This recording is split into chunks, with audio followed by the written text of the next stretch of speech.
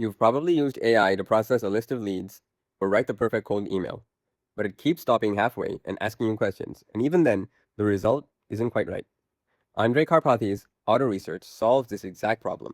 It runs 100 experiments while he sleeps, modifies its own code, keeps what works, cuts what doesn't.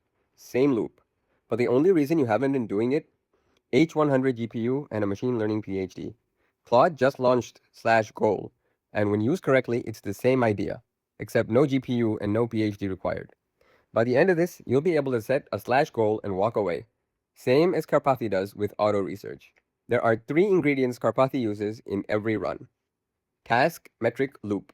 Give an AI a training script, a metric to optimize, and every 5 minutes it runs an experiment, checks if the model got better, and either keeps the change or throws it out. Then try something new.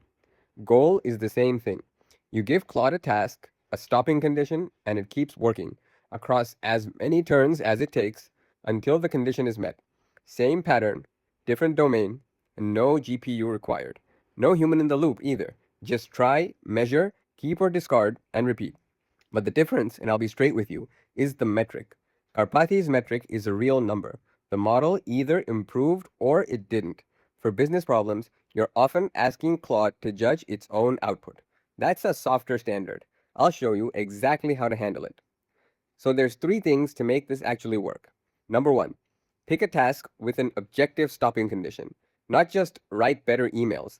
Something like generate 10 variations and don't stop until each one scores 8 out of 10 on this rubric. 2. Make the rubric adversarial. Don't ask Claude to rate how good the email is. Instead, ask it to play the skeptical recipient. Would you open this? Would you respond?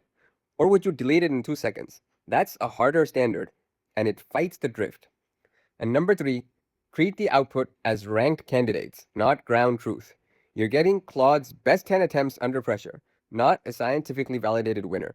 The value is the volume and the variety. You'll see angles you would have never tried yourself. That's the framework. Here's what it looks like live. Now, here's my actual setup. My offer is AI implementation coaching. I work with small businesses to build real automation systems. It takes them from 40 hours of manual work a week down to 4. So here's what I put in my offer, some instructions for role playing, a rubric for how Claude should grade the email, and instructions on what to keep and what not to keep. And most importantly, an end condition. And then I walked away. Now Claude is playing the skeptical business owner and writing the emails. It's both the judge and the defendant. In Karpathy's auto research, the metric is external. The model either improved or it didn't, full stop. Here, Claude can drift and get a little generous with itself. That's why the rubric has to be adversarial and specific. Would you open this? Is harder to fake than is this good? You're not getting ground truth. You're getting Claude's best attempt under pressure. But that's still a lot more than version 3 and hoping. So here's what came back. All right, so in about 15 minutes, it generated 100 emails, scored those 100 emails against the rubric that we created. And out of those 100 emails, 52 emails passed and 48 emails failed. And then out of those 52, according to our original instructions, the AI chose the 20 strongest emails.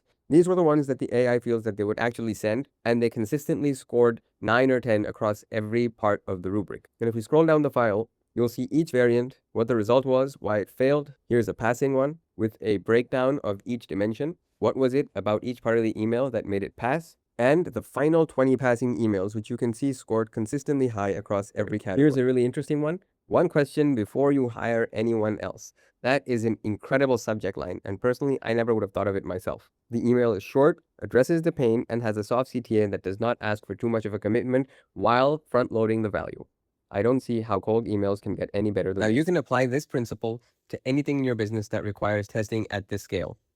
Lead qualification, search keywords, SEO, you name it, and you can use the 3-part framework that I gave you to formulate a goal-based experiment. Karpathy's auto research runs 100 machine learning experiments overnight, and Goal can run 100 cold email experiments in less than 20 minutes. The same idea. One needs a GPU and a research team, and the other just needs a slash command and a few minutes of setup. Try it and see what you get back. If you want to work with me one-on-one to build systems like this in your business, check out the link in the description. And if you want access to a plug-and-play library of templates such as this one that you can start implementing in your business right away, there's a link to my school community in the description as well. I'll see you in the next one.